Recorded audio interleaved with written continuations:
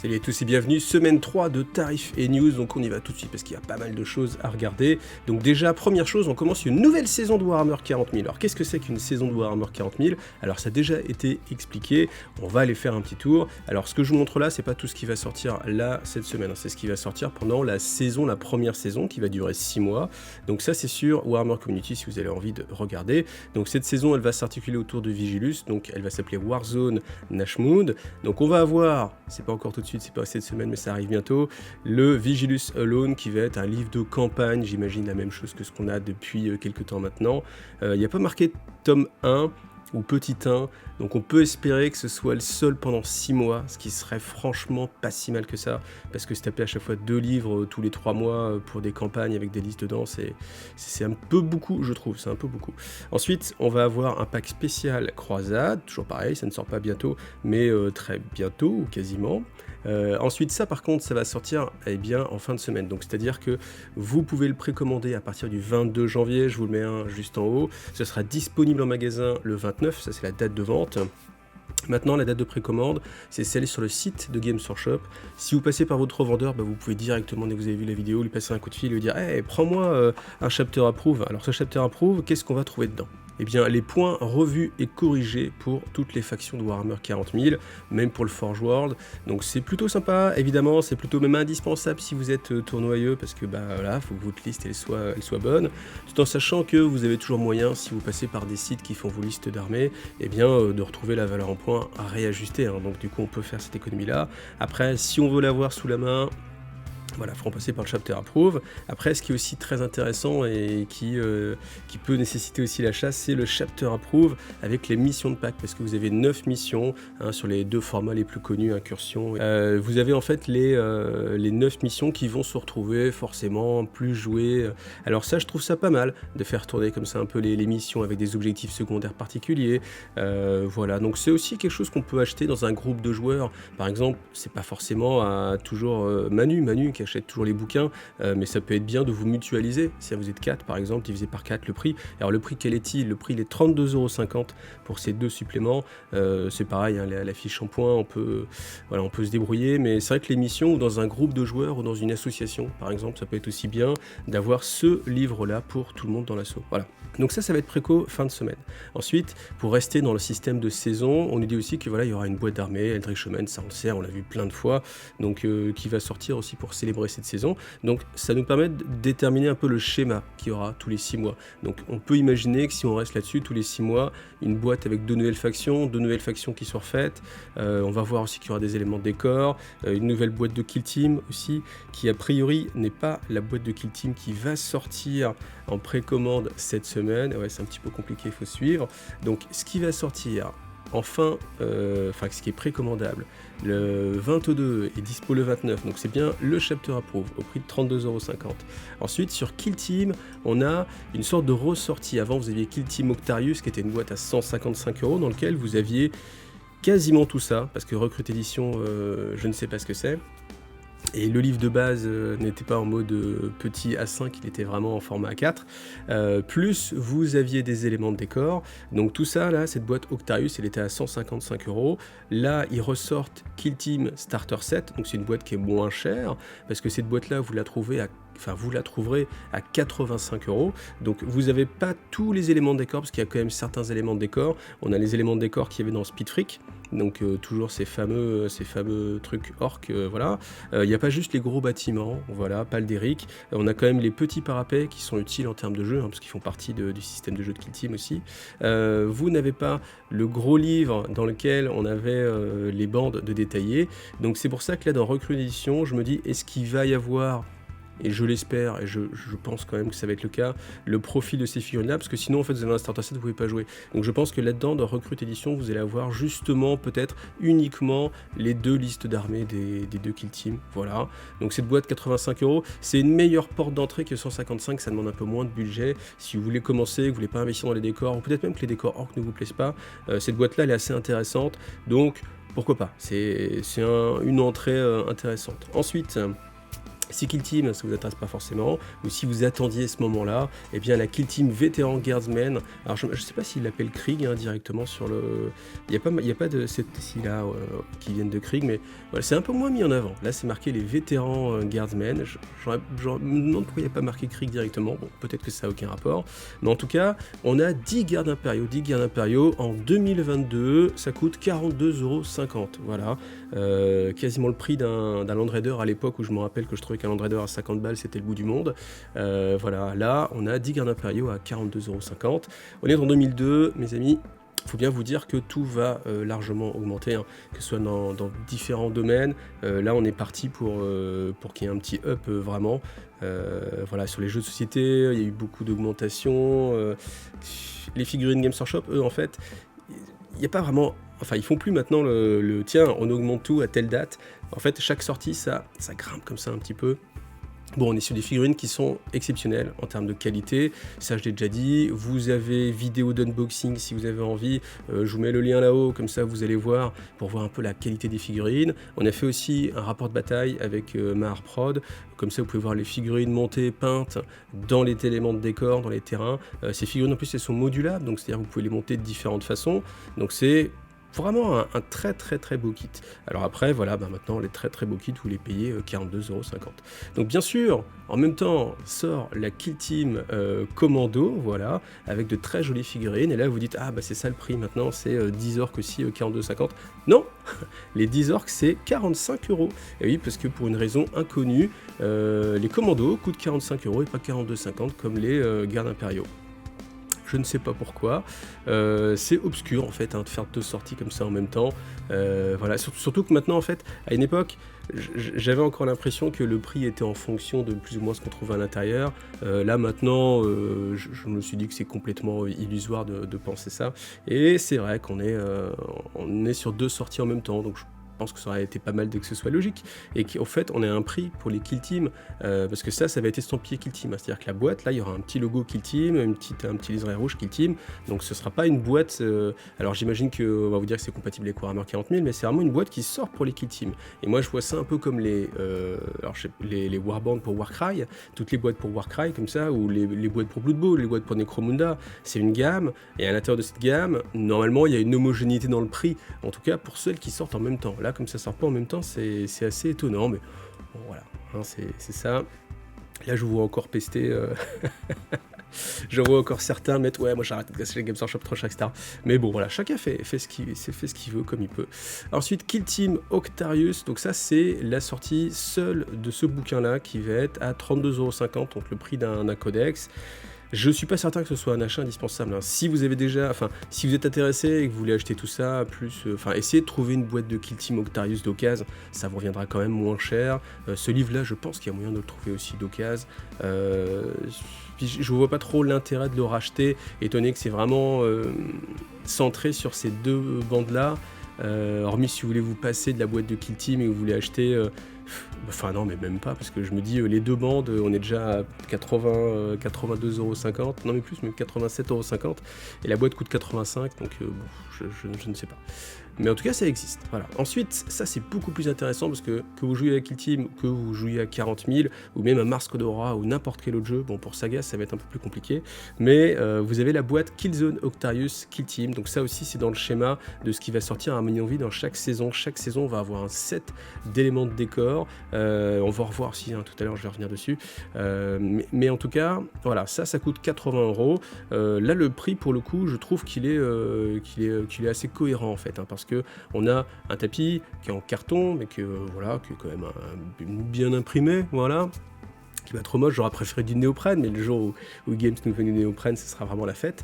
Des éléments de décor, sachant que ces éléments de décor, il y a quand même pas mal de choses, parce qu'il y a tous les éléments de Speed Freak, et là on n'a pas l'impression, parce que tout est tassé, l'image est petite, mais franchement déjà rien que les éléments de Speed Freak, ça meuble bien votre table, hein. Vous avez le Jerrycan, comment il s'appelle, le Derrick, voilà, le Derrick qui est plutôt une très belle pièce, ces éléments là de sorte de bunker qui peuvent se combiner ensemble pour faire un gros bunker, ou deux bunkers plus larges, ou plus massifs. Donc ça c'est pas mal à 80€. Je trouve que c'est, je vais pas dire une bonne affaire, mais en tout cas, si vous les trouvez encore un peu moins cher avec certains sites qui font des remises, etc., ou d'occasion, c'est une bonne affaire.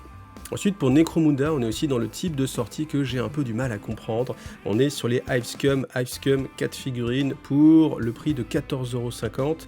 Eh bien, ces 4 figurines, c'est exactement les mêmes que celles qui sont sorties il y a à peu près un mois, dans la boîte des Outcast, où il y avait 12 figurines, donc c'est-à-dire 3 fois cette grappe-là. Je ne me rappelle plus du prix, mais vous le retrouverez. Du coup, pourquoi sortir si peu de temps après cette boîte-là?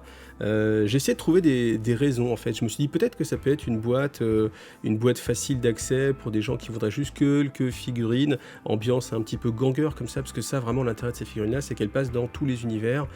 Donc ça peut être aussi le petit cadeau de vacances, comme vous êtes avec votre fiston en vacances, ou si vous êtes le fiston et vous demandez à papa-maman un petit souvenir, et bien peut-être on peut avoir cette boîte-là, parce que c'est à 14,50 €, c'est un budget qui est plus facilement décrochable qu'une boîte à 32 ou 35. Donc voilà, pourquoi pas. Maintenant, le fait que la boîte d'Outcast sorte et que soit tout de suite mis comme ça en out of stock, elle sera pas refaite en plus, c'est assez étonnant. Mais bon, des fois, faut pas chercher à comprendre, hein, c'est trop compliqué.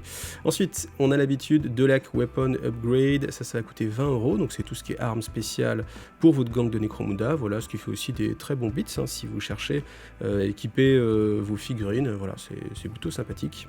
Le pack Underdog, lui, va être à 12 €, voilà. Et puis après, des sorties Forge. Alors, bien sûr, Forge, j'ai pas le prix, mais j'aime bien parce que c'est des sorties qui sont civiles. C'est-à-dire qu'on n'est pas sur des grandeurs, des forces armées, mais on est sur des personnages qui sont là juste pour meubler, en fait, et donner un petit peu de réalisme et de profondeur, en fait, dans votre table de jeu et donc à l'univers dans lequel vous battez. Parce que souvent, quand on voit des films, il y a plein de passants dans la rue, il y a des marchands, il y a une vie, en fait, autour des gens qui sont en train de se battre.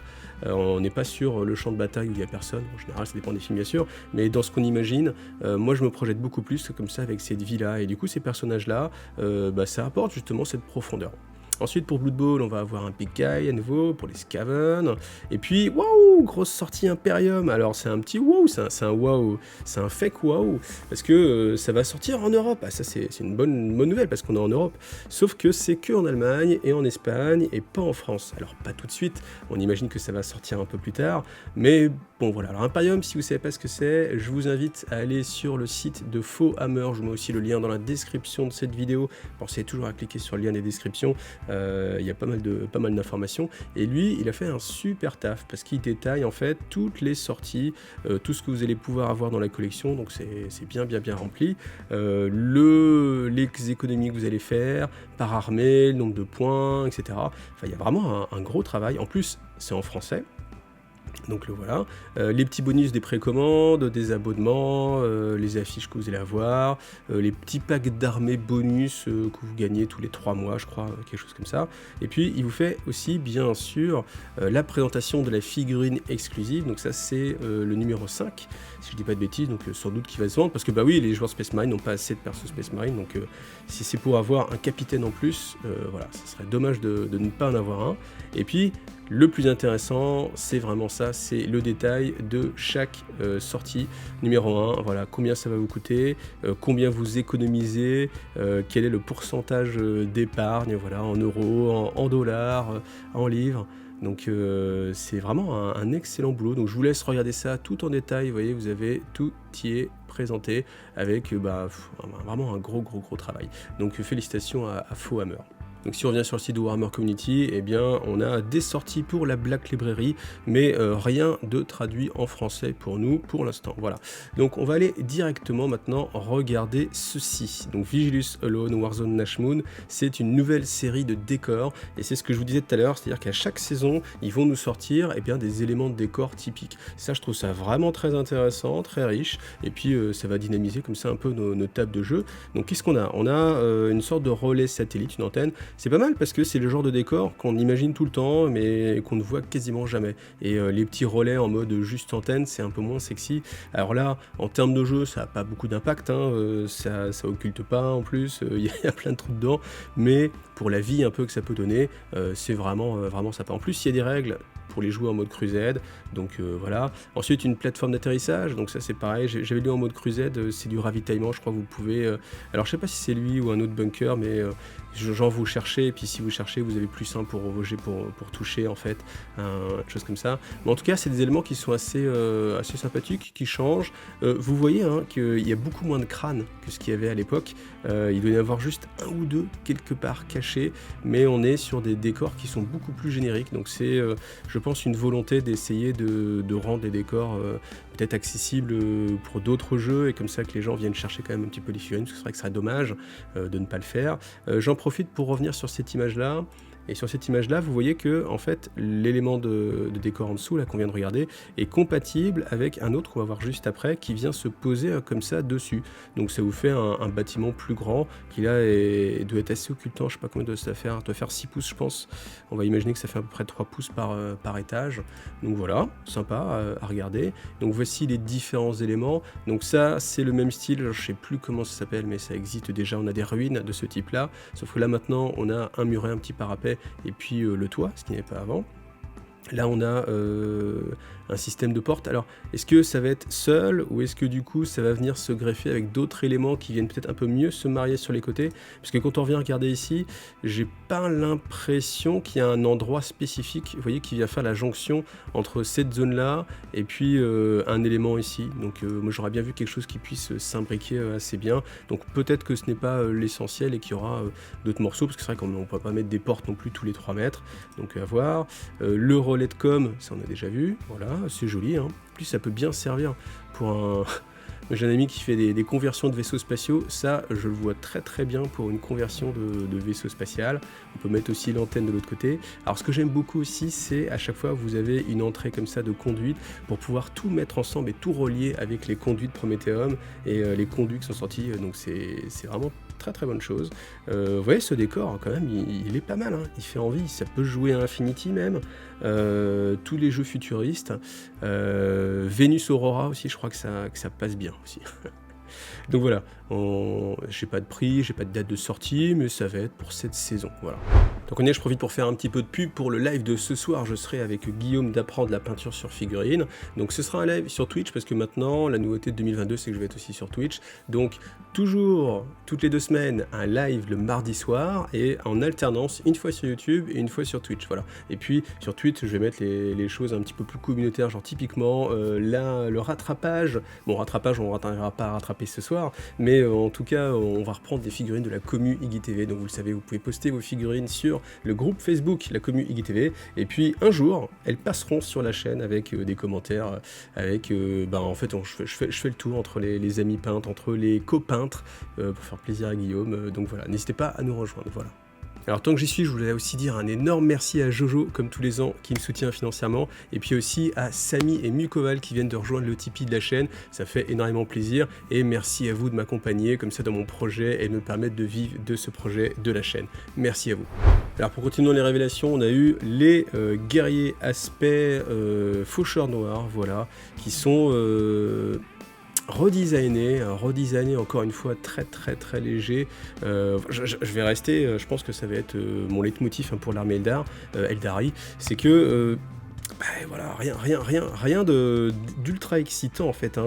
Je trouve que les figurines sont sympas, mais j'ai pas l'impression d'avoir de la nouveauté, hormis ces petits, je ne sais pas ce que c'est, ça va être des pions objectifs, j'imagine qu'il y aura des actions spéciales, peut-être, parce qu'ils nous en mettent en fait à chaque fois, donc j'imagine qu'il y aura des choses à faire aussi, mais vous voyez, cette figurine-là, franchement, vous me la montrez, vous me l'auriez montré il y a 10 ans, j'aurais fait, ouais, ok, ouais, c'est le faucheur noir, ouais.